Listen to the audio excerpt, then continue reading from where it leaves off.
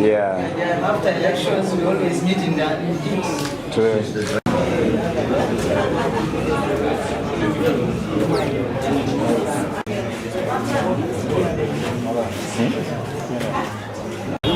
Done. Is she done with it? No. Not yet. What is happening? They are still verifying the credentials.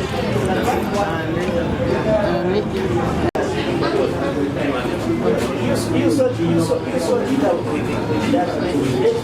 You will be ready.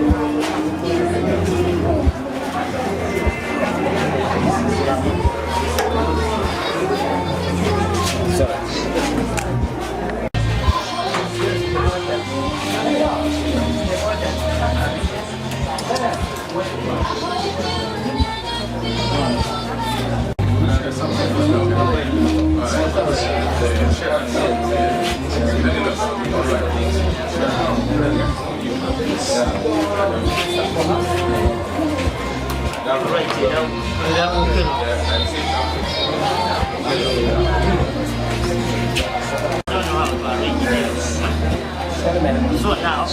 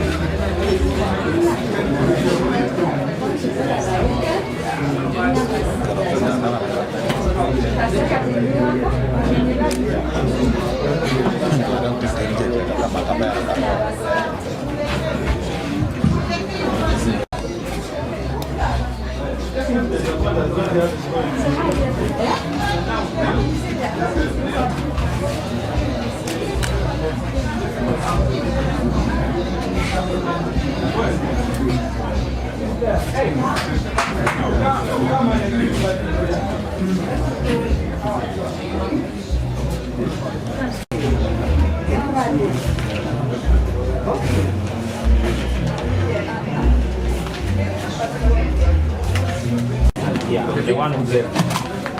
keep checking. You keep checking.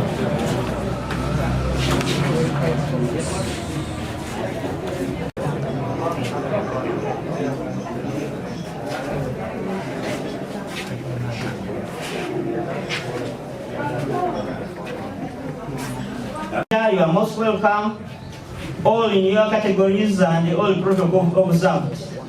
We have the first candidate for nomination this morning, and this candidate is she is aspirant Adongo Janet Rose Elau Okelo. And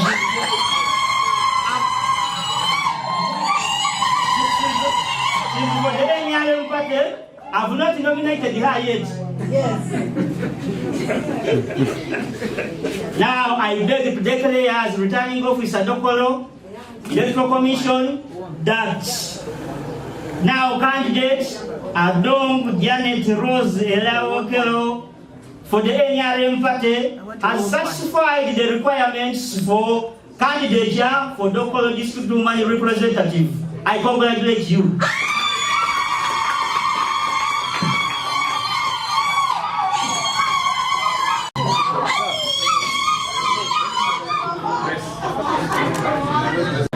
Just a moment, boss.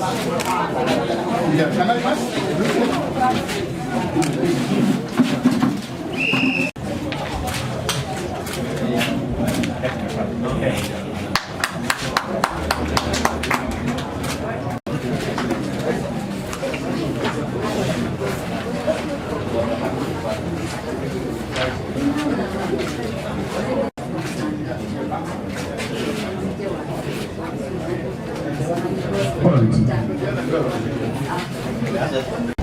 Good morning, listeners. My name is Janet Rose Adongo Elau.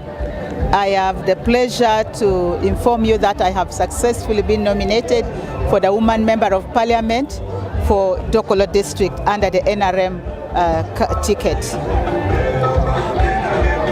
How do you feel about being nominated and carrying the party flag?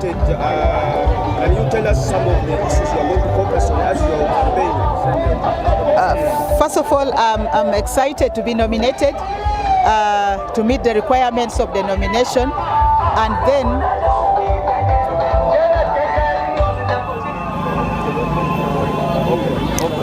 I was saying, first of all, I'm excited to be nominated and meet the requirements for the Electoral Commission.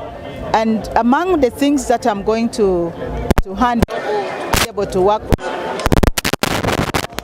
my manifesto mainly talks about health issues.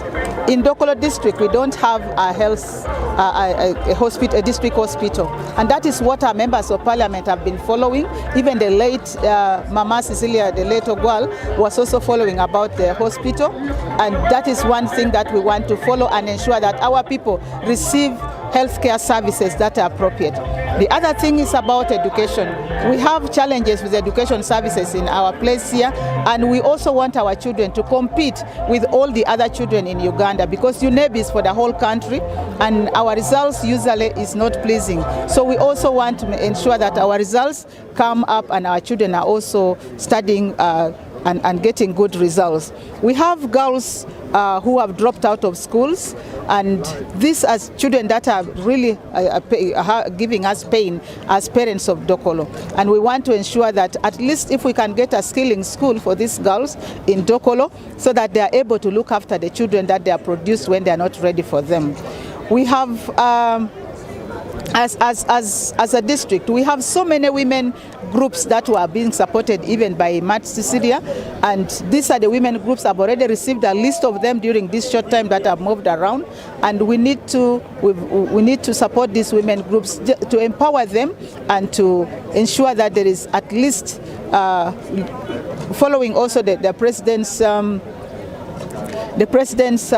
manifesto that there is supposed to be wealth creation. We need our people to have at least some money so that they are able to look after themselves, not to be dependent on people all the time. The Almighty God, that as a party we have presented our candidate to the Electoral Commission, and the Electoral Commission has successfully nominated our candidate. I want to tell the people of Uganda, the NRM supporters, that as far as we are concerned, we are going to win this election. We have mobilized quite enough, and we are going to continue mobilizing until the 21st. So I want to congratulate our dear sister Adongo Jane for this successful nomination. We are going to start, we have already started our journey, and we have no doubt that by the 21st this election is going to be won by the NRM party. His Excellency the President Yoweri Kaguta Museveni, who's also the chairman of the NRM party, has done quite a lot for this region, and I don't see a reason why the people of Lango, particularly Dokolo, will fail to vote for NRM. There has been peace ushered in this region, but most of all, the flagship programs of NRM that have supported the socio-economic development of our people. When we look at the PDM, I have already gotten, I've got a list of the people who have benefited already. They are almost coming to 10,000 in Dokolo alone. So to us, that is a great achievement. For these 2.5 years we have been in power for, the NRM government is in power for this term. I think that is a great achievement. So the people of Dokolo must remember that is NRM government in power, NRM party in power. So there is no reason why they should vote for somebody who is not going to work with the NRM government. Ma'am Imad Cecilia Ogwal, may her soul rest in peace, was supported because she had her own personality, and she was supported not because she was FDC. They used to support her as a person in her because of her personality. But now that she's no more, the people of Dokolo must vote for the right person who will be able to deliver and support them and raise their issues in Parliament and represent them well. The candidate we have presented to the people of Dokolo is the right candidate who will be able to fit in the shoes of the late Member of Parliament, but in addition, they will not regret. Because the people of Uganda must remember, and particularly the people of Dokolo, that everything that is decided in Parliament first starts in the NRM caucus. And if somebody is not sitting in the NRM caucus, may not add a lot of value to the people of Dokolo. So if they vote for this lady, the NRM candidate, I want to assure them she will be able to add the voice to the two members who are representing Dokolo so that they can be able to achieve what they want to get.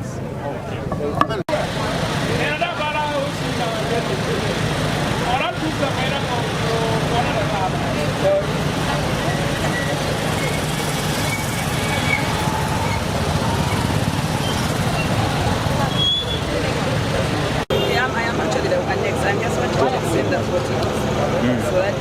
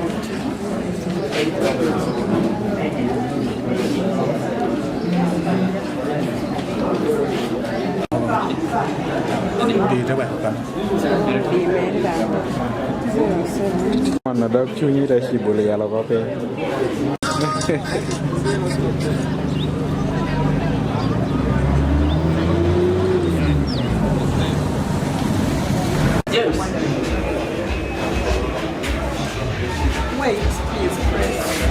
You're going to have the hold of me. Each person press with the picture.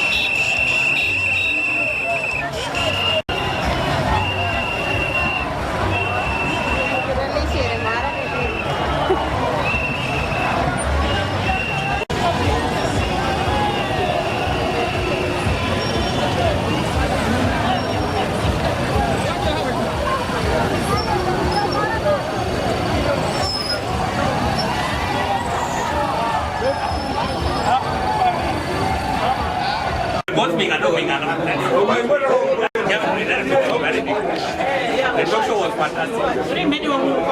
So you are supposed to begin.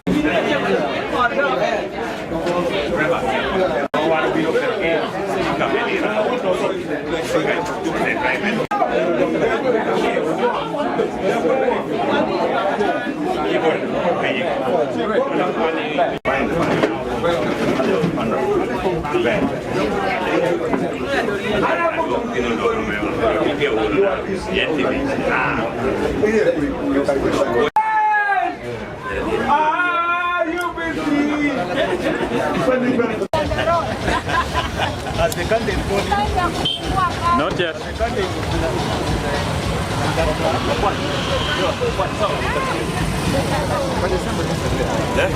But we can't wait They for didn't keep, people they didn't keep their time. We kept our time. You said midday.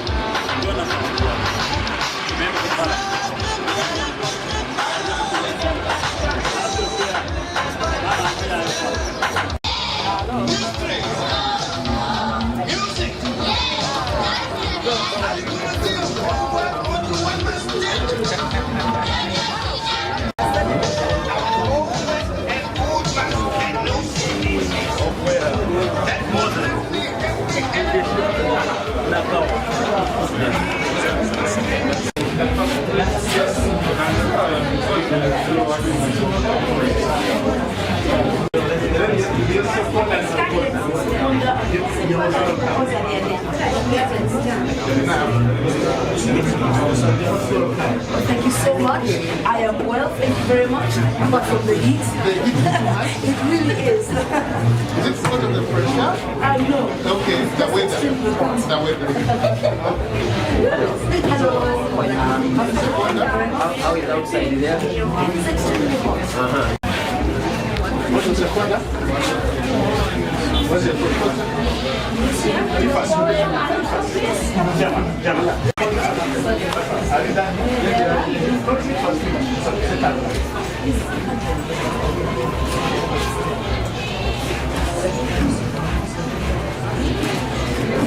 no, before you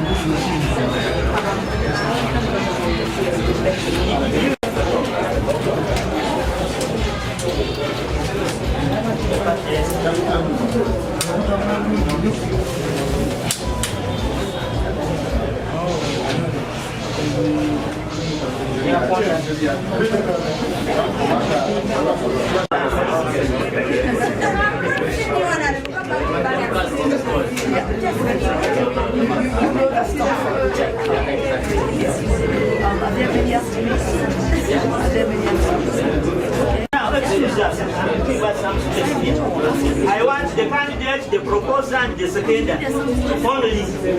Give me room. And they just came. So they just went to those at my O level and my A level ones.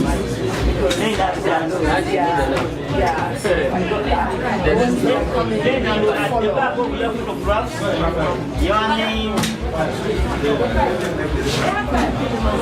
as they appear. Where is your? Maybe we look at the The nationality. That's the appear the nationality. Is he using it? yeah, check. We shall write the name as they appear on your national ID. Well, YAM was really a military operation, conducted by the police. And let me greet the president. Son of a... Welcome to Dokolo. Thank you very much. I should be welcoming you to Dokolo. Of course, I have This is my candidate. Yes. Well, I can only say I wish you success. Yes. He's the son of a congressman, although he's in blue. I also want to criticise we are still and we said we are not going to go in that direction. By the way, they are now resolved.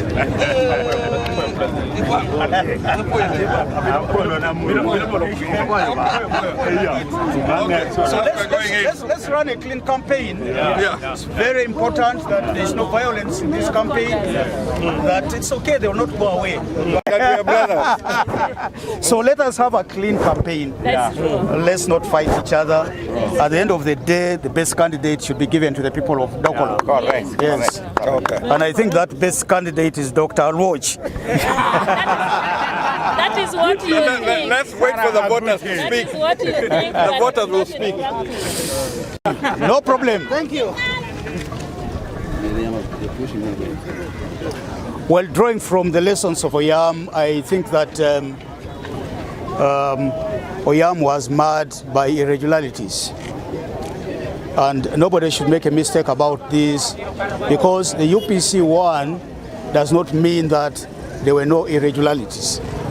And so coming to Dokolo district, our expectation is that we will have a level field playing ground, and that the people of Dokolo will get that leader out of a process that is not flawed, out of a process that is fair, out of a process where democracy plays out, where the rule of law plays out, where we do not see the intelligence and security agencies interfering with the choice of the people, where we see the Electoral Commission being on top of things and exercising fairness as is given to them under the law of this country.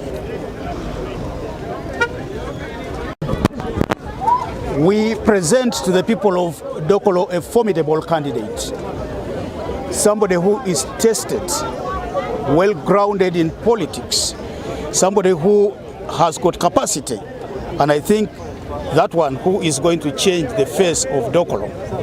She is also somebody who represents a continuation of the legacy of our mother, Atat Cecilia Barbara Atimo Gwal, who went away suddenly, unexpectedly.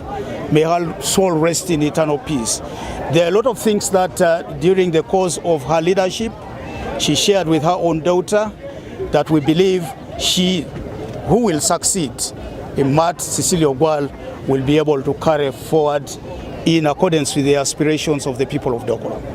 Mr. President, NRM keeps saying the people should vote for someone who subscribes to the party because they're in government, so they are able to lobby and bring development to the constituency. What would be your comment on that? That is the mistake that NRM has always made, and really a fallacy that they bring to the people of Uganda.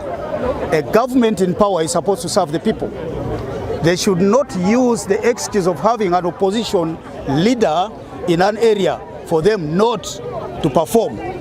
They should be able to perform. It's a constitutional duty that they must exercise to the letter. And so I believe that we are going, this is an opportunity for us to go around Dokolo to say to them that it does not mean that if they elected somebody who is opposed to the NRM, they do not deserve services. The people of Dokolo are taxpayers, just like any other people from any other part of the country. And therefore, the NRM must serve them, whether it's Cecilia Ogwal in office today, or Dr. Alwoch in office, or any other person who does not subscribe to the ideology of the NRM. So why should the people of Dokolo actually have hope in FDC that if they win, something is going to come? First of all, it's very important that the people of Dokolo note that we are a national party. We are a party that is not confined to one region.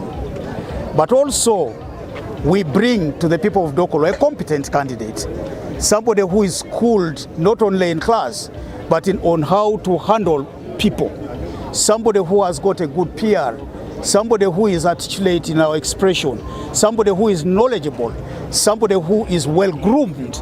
And so for us in the FDC, we are extremely proud of the choice of Dr. Alwoch, Ogwal, Rosemary, In fact, as a matter of fact, many of the political players in this election would have wished her to be their candidate. But, you know, they failed to persuade her. And she remained strong and true to the legacy of her mother. She said to them, I am FDC because my mother was actually FDC. I believe in the ideology and the doctrine of the FDC. And therefore, I think that our friends, you know, feel a sour something in their mouth, and they really can't believe that first the FDC was able to conquer the sentiments, the feelings of the Dr. Anwoch and bring her to our side, but also that, you know, she is going to win this election, in this by-election. In 2021, you were moving barefooted during campaign. Well, you need to know power as a person who has got a hard skin. This kind of thing I have been in for over 30 years. Maybe, you know, by the time some of you were just born, I was already in national politics. And so I have grown through difficulties, you know, in representing my people of Kumi for 15 years, and also taking on the mantle to run as a presidential flag bearer, something that is really not easy for many to undertake. And so that by itself alone, challenging Mr. Museveni, a dictator in this country, is something that makes me stand tall above most of the people. Today, I do not come walking without shoes. And by the way, the campaign, the 65 campaign barefoot, was a protest campaign. It's a statement that I was making to the people of Uganda that we in the FDC, led by me, will never accept to bow before the NRM. We will never surrender to the NRM. And the NRM needs to think twice about its human rights record. Of course, the people of Uganda had pity for me, and you know, the shoes I wear today are all contributed or donated by the people of this country. Dr. Patrick, now that you have recollected your Senate to get organized, to shut the by-election for Dokolo here, do you have any reservations? Well, we've been through so many by-elections, including the one in Omoro, in Oyam County North, in Buchimbiri, and the others, you know, maybe around 8 or 9 by-elections. Of course, the by-elections are much more difficult than the normal election for us in the opposition, because then terror in a general election is spread throughout the country, and that, you know, the security agencies that concentrate in a by-election cannot concentrate during that by-election.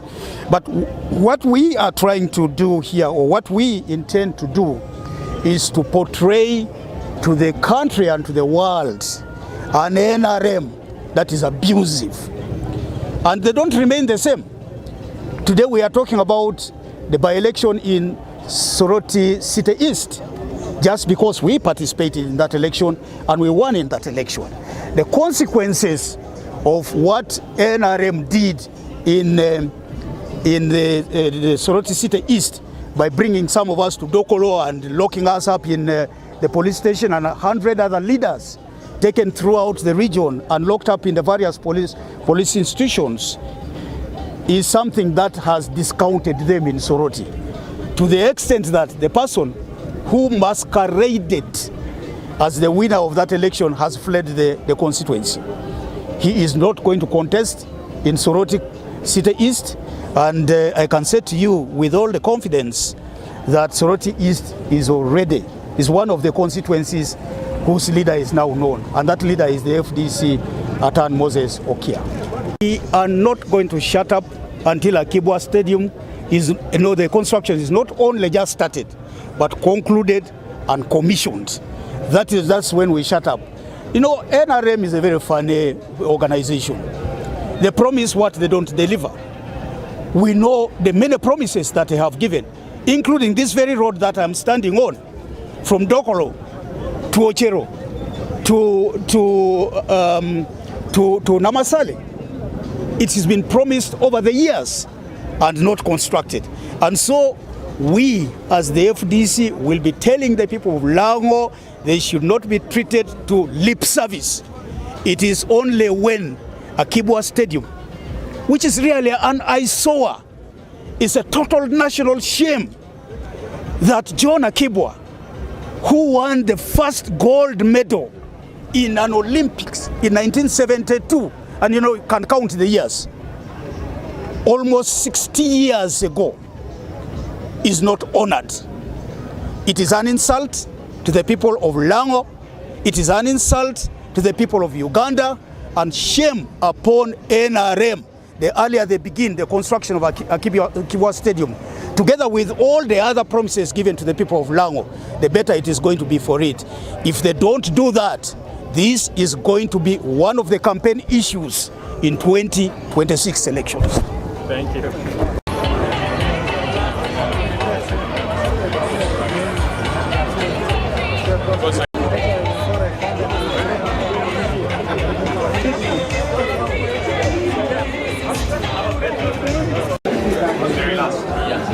That's what we need. So like here. Yeah, that's like here. But you get it. That's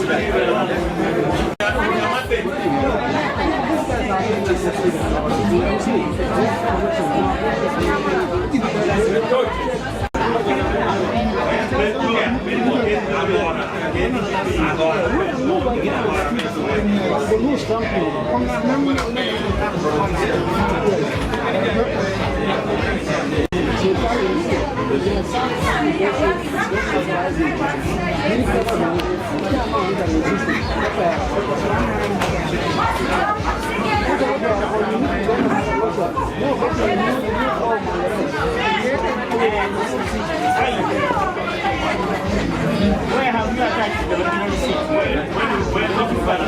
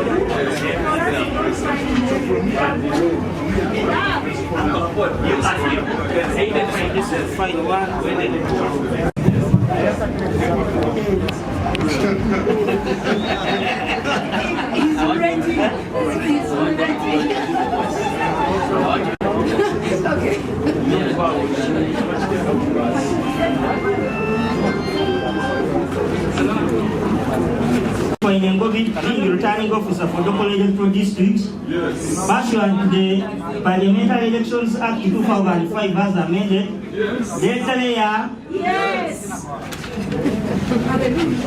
Aroch, Austin, Ogwal, Rosemary, Yure nominated.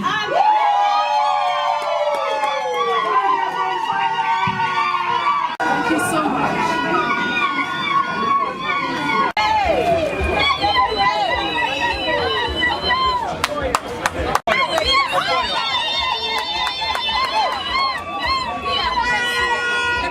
Consulting for several weeks now about the possibility of a candidature under the flag of FDC, and all the people that I have consulted have been very positive about the message that we have, which is in Leblon, Chobotichatat.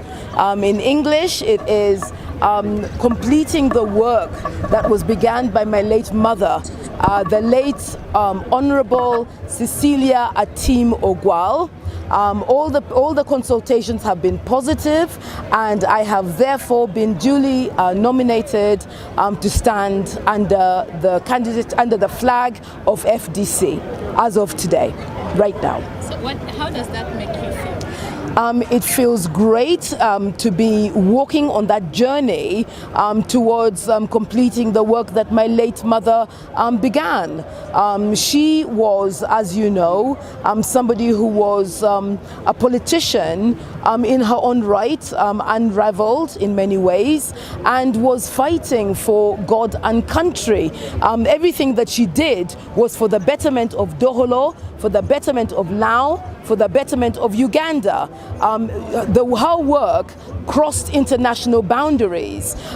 Because of her, Dokolo is known worldwide, and so is FDC, the party under which she stood under and which I am now standing under, seeking to be elected to take her place.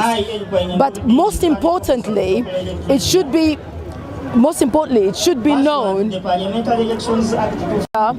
going to be one that is for all the parties. So my late mother received votes from all the parties here in Dokolo. So I know that the people that will be voting for me will also be coming from a cross-section of the political spectrum, and they are very much invited to a home under FDC. We look forward to it. Some vibe, FDC, oh yeah, some vibe. FDC, Rosemary, one Uganda, one people,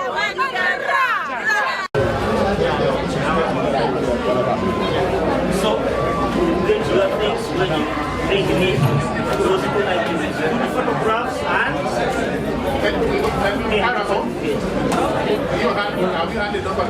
That's the fight.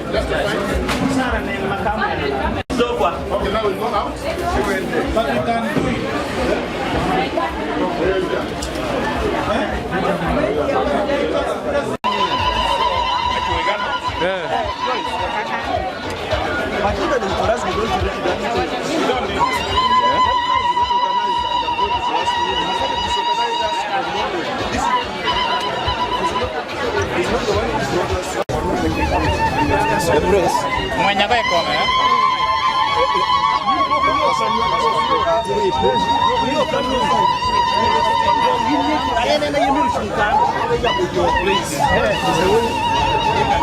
Allow me to introduce my candidate as UPC, duly nominated to carry the party flag in the Dokolo Women's Member of Parliament election.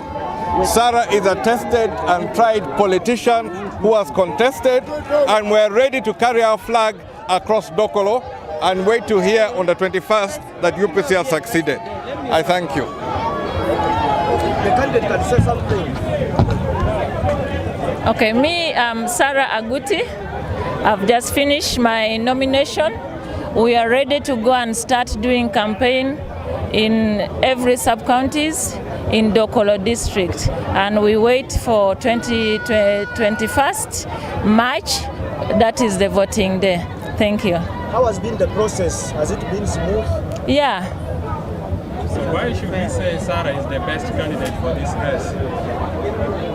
You know, as Dokolo, I've been moving in Dokolo.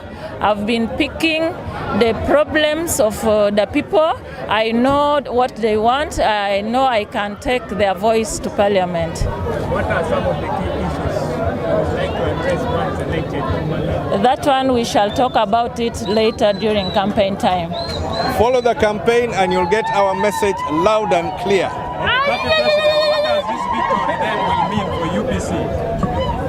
It is that UPC is on the direction of getting back to State House. And that is the purpose of us getting on the ground. Yes. We have a strong team. We're going to mobilize. We're going to seek the votes. And we're going to urge that the votes of the citizens of Dokolo be respected. We don't expect interference, but we're ready for any interference, that we're not going to accept any rigging, any plans to rig, and we're going to make sure that the voice of the people of Dokolo is heard across the whole of Uganda. Any lessons speak from the Yamba election? We have learned lessons, we have improved our approach, and we're going to be absolutely ready for any attempt to rig this election. I thank you.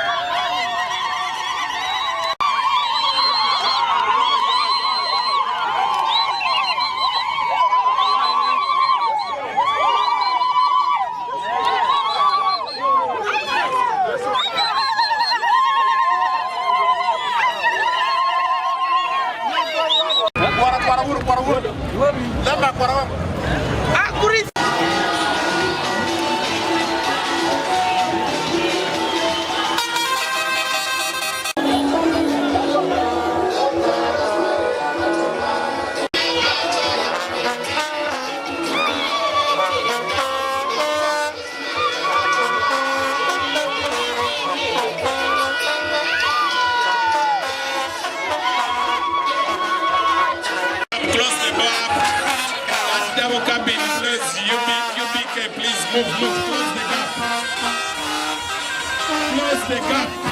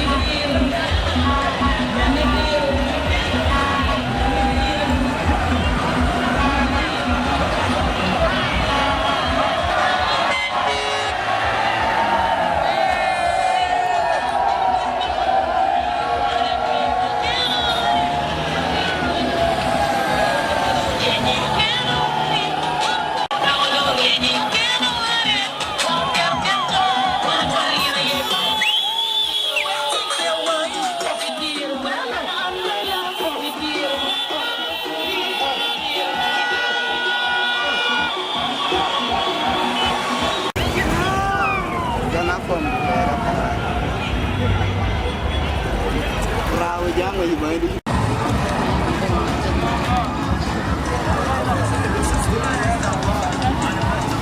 Adongo. I'm the chairperson NRM caucus, Dokolo District Local Government. I am the area councillor, Agwara Sub-County to the Council of Dokolo District.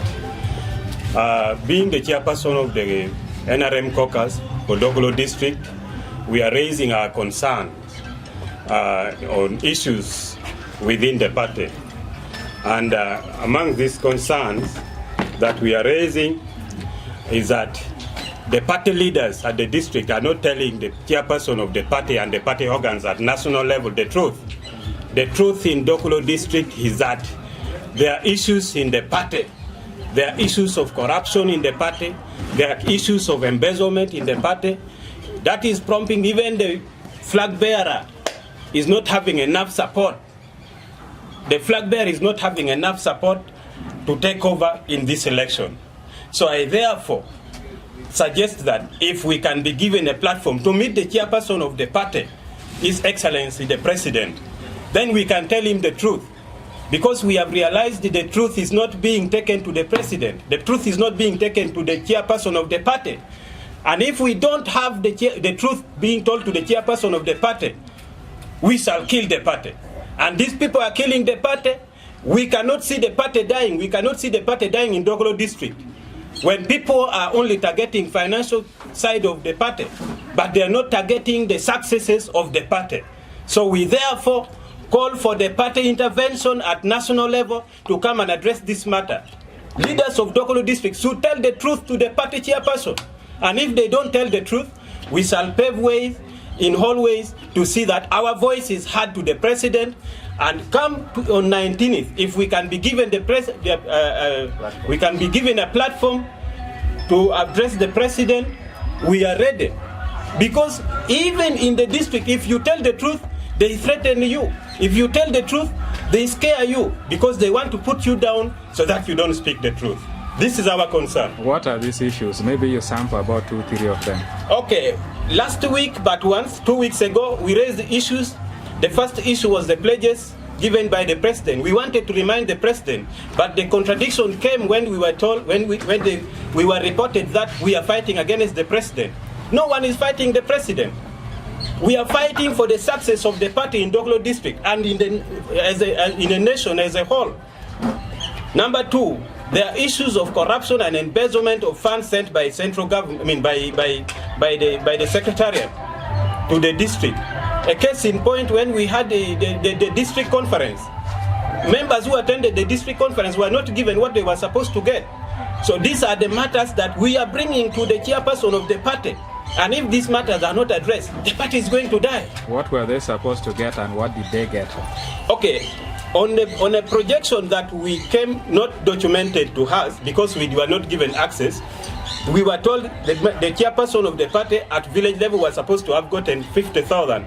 But these people got 20,000 after starving from morning up to evening, up to around 9, which was even threatening security in the district. Because when somebody leaves a meeting at 9, we have accident on the road. We have other areas where it can threaten security. So for that, we are saying we need this to be addressed. You had party leaders here in Dokolo District. Did you try putting this to them and what did they say? Our problem is the party leaders at the district have paid deaf ears. They have not attended to us. We have raised the concerns. No one has given us a platform, including the RDC, who is the representative of the President, has not given us any platform. If she has given us any platform, then she should tell us when she called me as the chairperson of caucus or members of caucus and sat us down for a reconciliation. Or the chairperson of the party. We don't have any platform they have given to us to address this matter. So what do you want the President, the chairman of the party to do? We want the chairperson of the of the party to address this matter by intervening, interact with us, come on 19th. I know we cannot be given a leveled platform as protocol is supposed to take place to meet the President. But if this message can reach the President, then we should give us a platform so that we tell him the truth of the matter in Dokolo District. Thank you.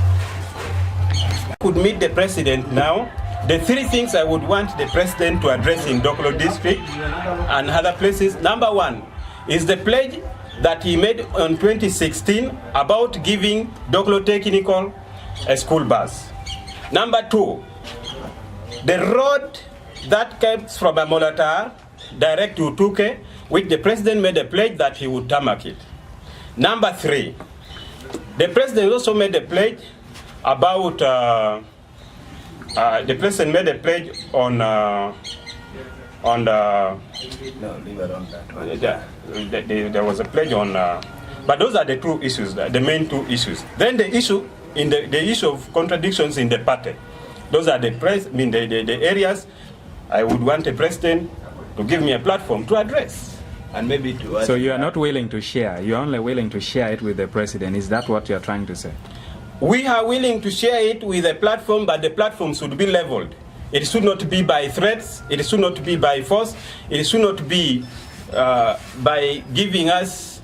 Actually, I would summarize it in two threats. Like, if you don't take this direction, we are not going to. We are not going to address you. No. Maybe to add on that, among the things that you were asking, just a moment. Okay. Stephen Obang from Amwoma, area councillor for Amwoma.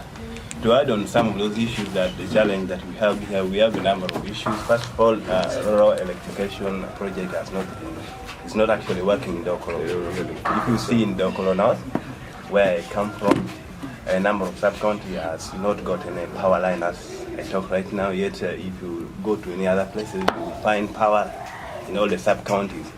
So we want his intervention also, that because we could not get the right platform to demand for those services. Then also to add on that one, there's this issue of district hospital, which we have already gotten the land, we have already appropriated for where it's supposed to be, but we can't see it. You are now allowed. Waiting.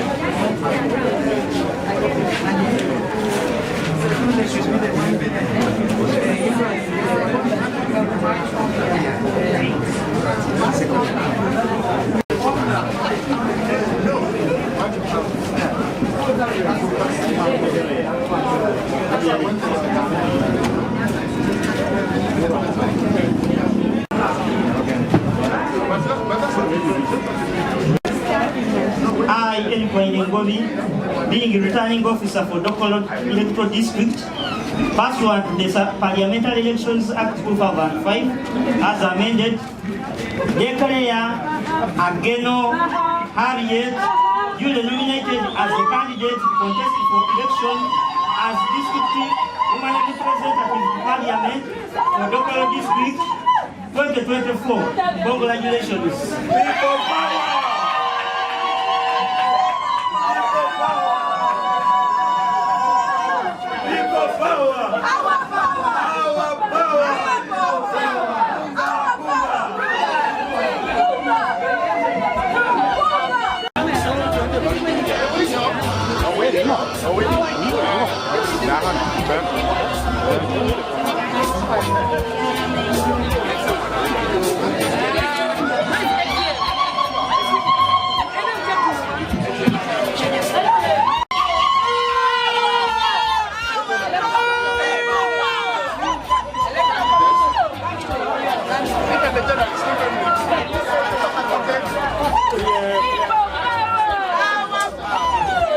Bring them here and we don't need to go around.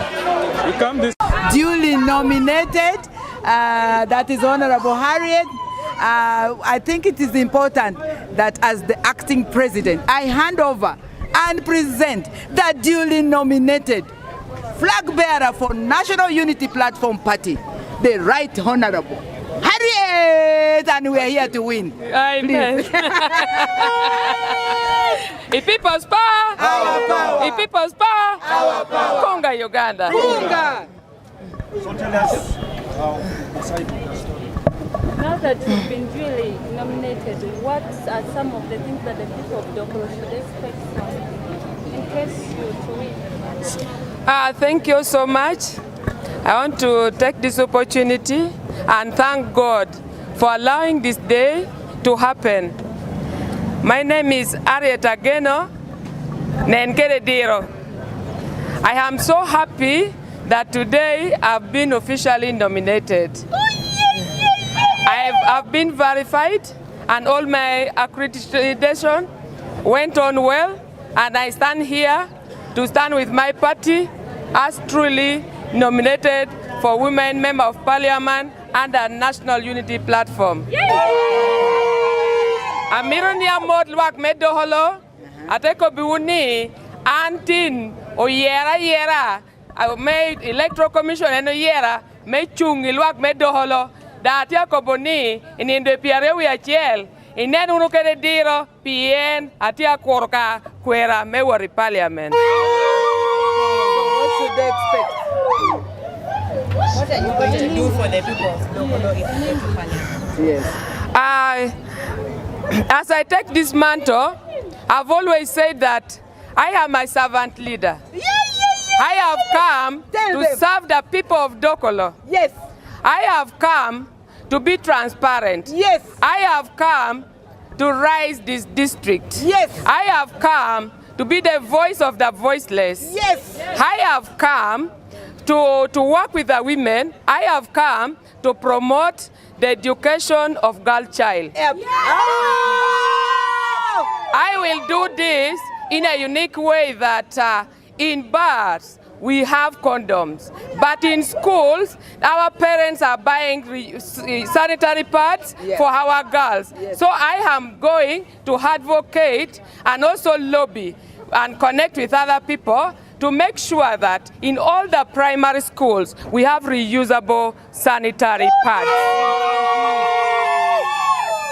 In Dokolo, the major problem is electricity. We could not even photocopy our document for one full week because there has not been power in Dokolo. If power is there, then it is only for 30 minutes. Yes. What am I saying? I have come as a voice. I want to raise my voice in Parliament so that at least in Dokolo, if we bring power, our youth can do income generating activities like maybe charging phones, welding and other things that electricity has to do. I have always told people that one time I was working here, our women wake up very early to roast cassava in darkness. Yes. They are prompt to rape. Yes. What are we going to do as a women? I am going to Parliament to go and defend this so that we do service delivery. Yes. I have only main objective taking me. In my manifesto, I have only number 1 is service delivery. Then number 2, it is representation. Yes. I am going to be a voice to defend the constitution of Uganda. Yes. And restore. I was shocked yesterday as we are preparing to be nominated that some of the other camps, whom they call themselves opposition, I am not fearing to mention this, that they started to provoke our people. They didn't want us to pin our photos. I am calling upon people pinning on my photo. This is against the law of Uganda. I am calling for protection. I am calling for equal treatment. Yes. I have known they were using the government vehicles to parade, to tear my photos. I call upon the Electoral Commission. I call upon security that this is a woman by-election. Let us act like women. If there is any man that is coming to beat us, then that man is a woman, not a man. Yeah. Why do you have to fear us?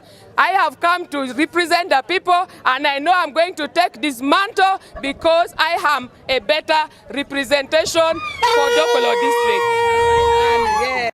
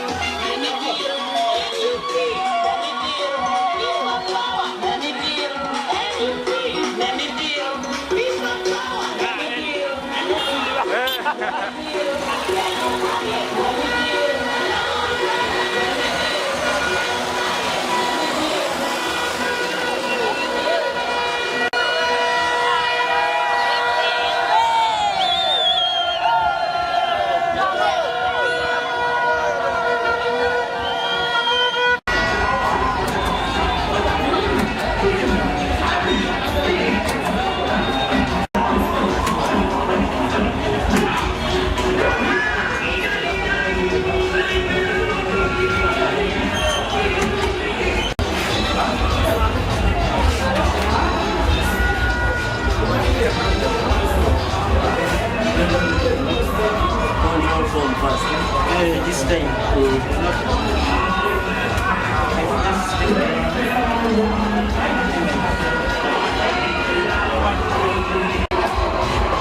Behind the scenes there.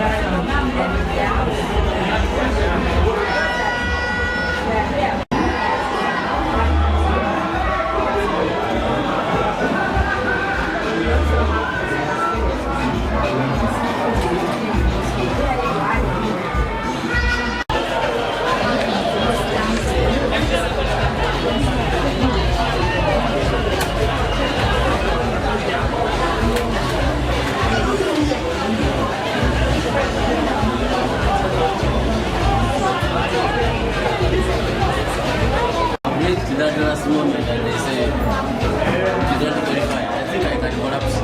No.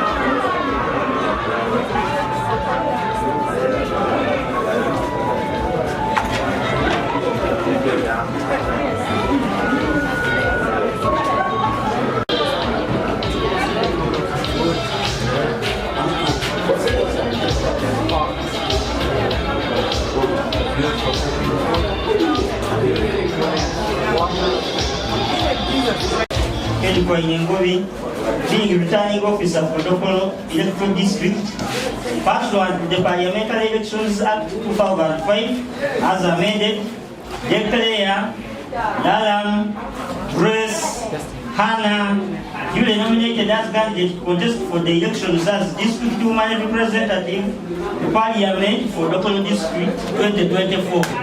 Congratulations.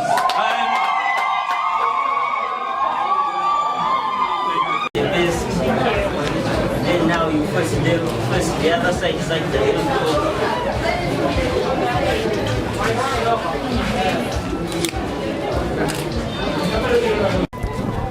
How does being nominated right now make you feel?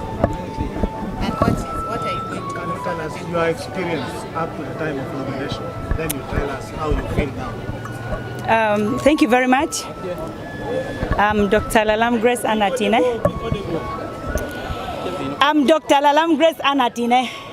Being nominated as a candidate contesting for the parliamentary seats, I feel so happy and so great. How was the process? It has not been so easy because I passed through a lot of intimidations from other parties, most especially the party where I'm leaning to. They wanted me to step down. So we have been living under fear. I am calling upon the Electoral Commission and the security team to give us security. As a woman, I should be allowed to compete favorably with the others. Yeah. Doctor, yes. Now that you're bound to be voted as the woman member of parliament for Dokolo district, what do you have for the people of Dokolo? What are your agenda? Yeah, as I've been moving for my consultations, I collected a lot of challenges from the ground. Dokolo doesn't have good infrastructures. Roads are very bad. We don't have good hospitals. Not only in Dokolo, I can even speak as in our country, Uganda. Because if we had good hospitals, we would have not been in this interview as now. Because you saw Mama was taken outside because we don't have good hospitals. So I have come to go and fight for the cause to see that Dokolo has a district hospital because our women are dying with cancer. The other thing also is about the roads. Dokolo doesn't have good roads. We don't have good road networks. We don't have good electricity. The government has a plan for rural electrification. But if you come to our district, Dokolo, we don't have. And yet you know that electricity is the background, the backbone of development in our country. The other thing is agriculture. Most of our people, they cultivate, but we don't have market for the products of agriculture.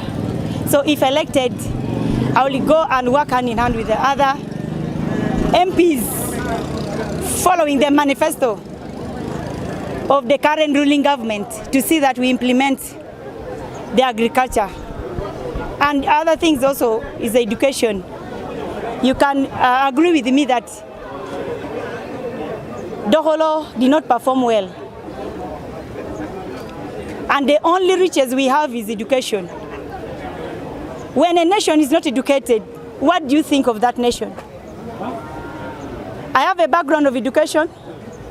I'm a teacher by profession, though I'm not practicing teaching. But I have knowledge. And if I was not educated, I would not stand here. So if elected to go to parliament, I'll make sure that I bring change in education system of Dokolo district. You are running against your party candidate. Why? The reason is the candidate has been presented twice and she did not make it. If she was a wise student, she could have made it. If you have 2 children and one does not perform, are you going to accept that this one, like me who is bright, to step down for the dull student to repeat with me? It is no. So for me, I'm a bright student.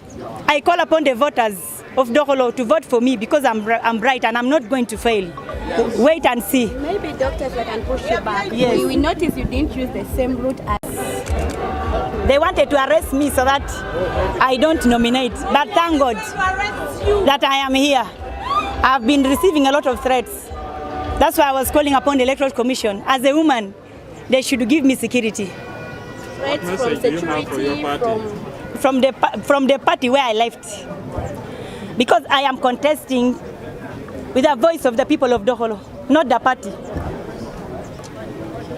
What message do you have for your party? For my what? Party as this race now begins. Let them be calm. I love them. If I make it, of which I know I'm going to make it, I'm going back to the party. I want to build a party office because this is my land. I am a married woman in this land. If I don't do anything to bring development, it is me and my people to suffer. So I have promised that I will build a party office, fully equipped. Yes, I want to bring unity in NRM. Museveni oye! Museveni oye! Museveni oye! I love Museveni! We love you too, dear. Yes.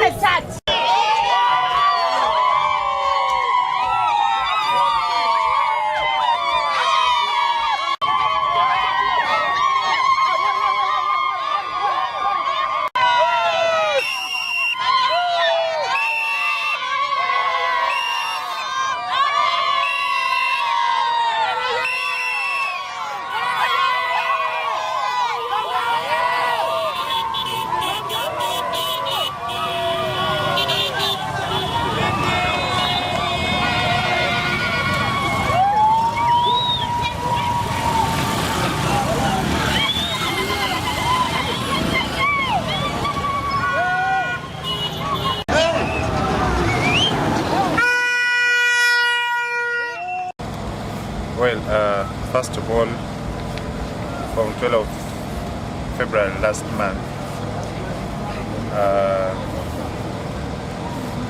when the Electoral Commission had a stakeholders meeting here with a number of other teams.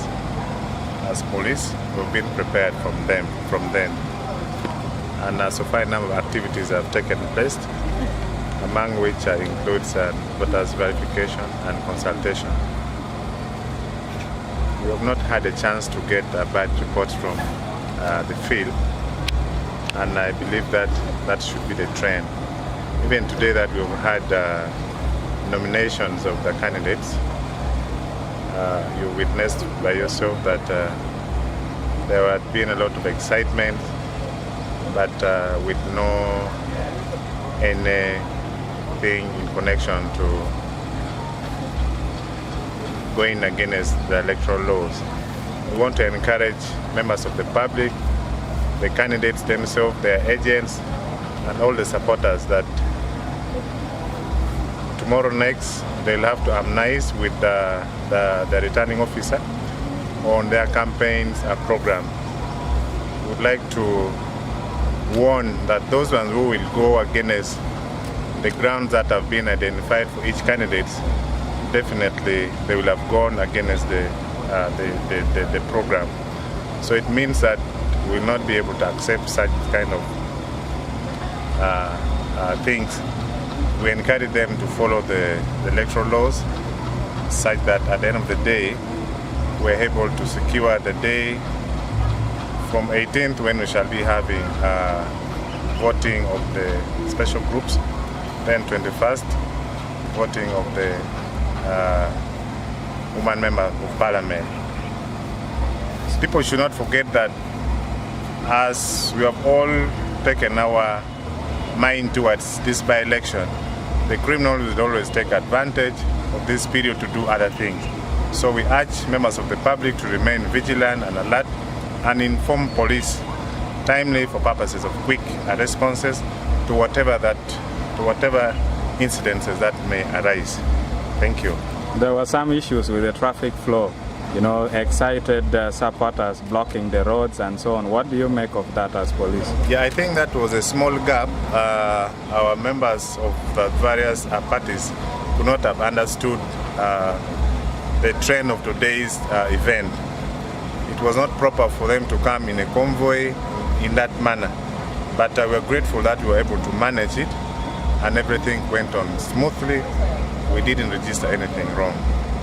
Okay, I found that we have seen in several cases. District Police Commander Dokolo came with it because he understands the areas very well. We are aware we have about 175 polling stations, and as police, we are very much prepared. When we implement our programs the way we have planned as per the operation order, we see no problem coming in. Our presence is for everyone. We are not targeting a particular candidate. Our security is offered to everybody, so everyone should be well assured that our presence as security, it is there to serve the interests of all the various candidates who have been duly nominated today.